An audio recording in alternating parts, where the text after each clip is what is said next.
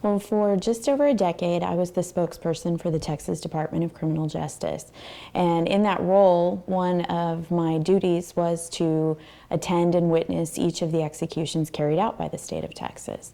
The reasoning behind it really was so that we could be an official record keeper of the execution, and also so that we could escort all of the media witnesses in as they were witnessing the execution as part of their reporting. How many people did you watch die? Over that time, my nearest estimate is around 280 executions that I actually ended up witnessing, and that was mostly men. There were a few women that I witnessed. And the crimes and the cities and the counties just really ran the gamut. It was cases from all over Texas and of varying degrees of media interest, and it was about 280. In the beginning, what was your position on the death penalty? Well, I actually started witnessing the executions when I was a reporter at the local newspaper, the Huntsville Item. In 2000, I took over the prison beat, and I kept that job for about 2 years until I went to the prison system. So during that time, I witnessed probably about 60 executions. So I would say in the beginning, and well, let me back up. My position on the death penalty has not changed. I am for the death penalty. I do support the death penalty. I very much think that there are certain crimes that, or for which the death penalty is the appropriate punishment. What I found as I was witnessing the executions is that my empathy levels changed. You know, when I was younger and didn't know a ton about life or people or circumstances, I was very, I would say, self-righteous about it. You know, you commit this crime, you were executed, that was your choice, that's your punishment. And I found that as time shifted and I became older and you see more about the world and I became a parent, that I began seeing that it wasn't so black and white, you know, that there was a lot of gray in the middle. And instead of just feeling for the victims, which is how I initially started out, I really started to feel a lot for the inmates' families, because they too had not asked to be put in that position. And in some cases, I empathized with the inmates. I think that that there were certainly some executions where the person had been caught in a bad situation and made a very bad choice, and that didn't necessarily mean that that was a bad person. What's it like when an execution happens? The execution process is extremely streamlined, and it's a very clinical process. You know, it goes the same every single time. Once we were notified that there were no appeals pending, the warden would go and ask the inmate to accompany him from the holding cell into the execution chamber. The inmate would lay on the gurney and would be strapped to the gurney, and the IV lines would be established. And that's when we would come in. That's when I would come in with the witnesses that I was escorting in.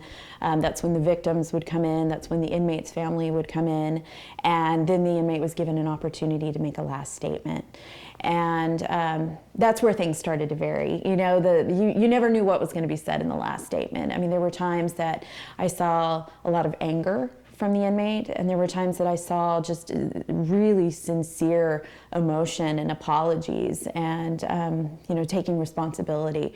So it really also ran the gamut there. But it's definitely a strange prospect. You're going into a room where there is someone alive in front of you, and you are watching the process as their life leaves their body. And when I was doing it, I just kept it as this is my job. It was after I left the prisons in 2012 that I really started to kind of let my mind go down that road and really think about what it is I had seen, and how, for lack of a better word, how bizarre that is to, again, go into a room where someone's alive and watch that process. It's a very strange job. How did it affect you? Immediately after I left the prisons, I thought about it a lot, and it surprised me because, again, in the decade that I had been there and in the years prior to that when I was a reporter, I really didn't let myself think about it very much. When I was a reporter, I went, I witnessed, went back to the newsroom, wrote a story. That was it. I did not think about it beyond that. When I was at the prisons, I mostly did that. But there were a few executions that when I left or drove home, I really thought about them a lot. but didn't talk about it. Didn't tell my family about any of it. Didn't share it with anyone. When I left the prisons, I really began thinking about it a lot, and not in the way, again, that I think the death penalty is not an appropriate punishment. Just, I realized for a long time, a big chunk of my life, that I had done something that was really heavy, and it bothered me. In a way, it bothered me that I had seen all of that. Is there any way to know, have you seen more people die than anyone else when you look at individual, deaths, not all at once, not in war? No. I know for a fact that there is a reporter with the Associated Press in Houston, Michael Grachek, who has seen more executions than anyone else. He started covering lethal injections in Texas in 1982 or so, which is when lethal injection began. So he has seen, I would say, well over 500 executions. I would say I'm probably the second. Did you ever see an execution and think this person should not be dying? There were times that I saw an execution and thought this person should not be dying, but never did I see an execution and think this person shouldn't be dying because they're innocent. That was never the case. I want to especially stress, I never saw an execution where I thought, this person didn't do it. I did see executions where I felt troubled because I thought, I think this person, if given another chance, could be redeemed. I really think this person made a bad choice, but is a good person. And that being said, that created a lot of feelings of guilt within me because I empathize so much with the victim's family, and I cannot imagine if one of my loved ones were taken in some horrible, violent fashion. So I felt guilty for feeling that way. Here, this victim has had this taken from them, and I'm feeling sorry for the inmate. It created some conflict within me. Has it ever been emotional for you? There were, a very few times that when I left the execution, I cried.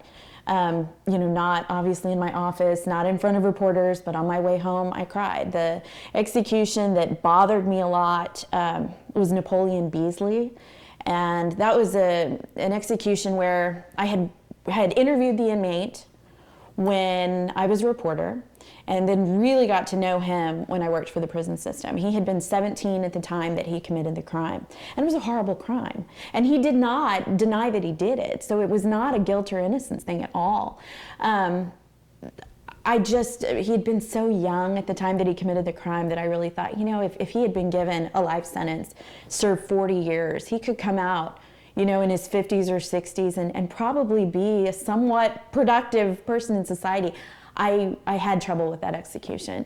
And then especially because a couple of months after he was executed, the Supreme Court ruled that it was unconstitutional to execute someone who was 17. If he had hung on a couple more months, he'd be alive today. You're a mom. Mm-hmm. You watched mothers who were there to watch their son, or in some cases daughters, die. What do you make of that? That was really, it was very difficult to watch the mothers of the victims or the inmates. Again, at first I was completely with the victims and really empathized with them. But after becoming a mother and seeing how, there's nothing you love more than your child. And to see some of those women and how strong they had to be standing there for their son and watching them die was extremely hard. There was one instance in particular that really stood out to me, and it was when I was still a reporter. So even before I'd become a parent, it was just so moving to me. The execution was that of Ricky McGinn, and it was in 2000, and it was an awful crime. I didn't feel sorry for him at all because he had raped and killed his 12-year-old stepdaughter. Horrible crime. But his mother, when they brought her in a wheelchair, And she was very elderly and apparently had had a stroke a few days before the execution, where they had advised her, do not go. Your heart cannot take this. She was adamant that she had to be there for her son, and they wheeled her to the window, and she struggled to get up out of the wheelchair. And I remember seeing her put her hands on the glass so he could see her, just, how wrinkled and stuff with time her hands were. And it is a scene that has just vividly stayed with me throughout the years. But again, on the flip side, I saw so many of the victims' moms who got in that room and just broke down because it had come full circle.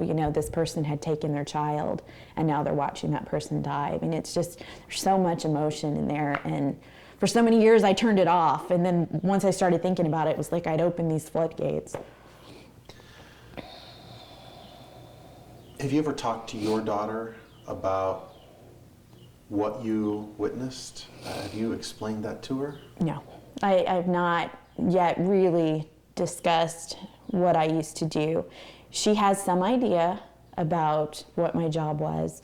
There have been a few times that we've been watching television and a documentary will come on and they'll show the death chamber, and I've made comments and she's said, oh, you've been in that room, and she doesn't know yet how many times. What do people not know about the whole process?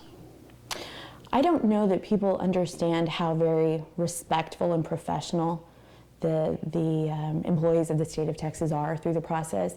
I think elsewhere in the country and certainly elsewhere in the world, there's this belief that Texas, we're callous, we execute everyone. I mean, there's a very bad reputation we have when it comes to capital punishment. But the reality is that the people who carry this job out are extremely respectful of the process.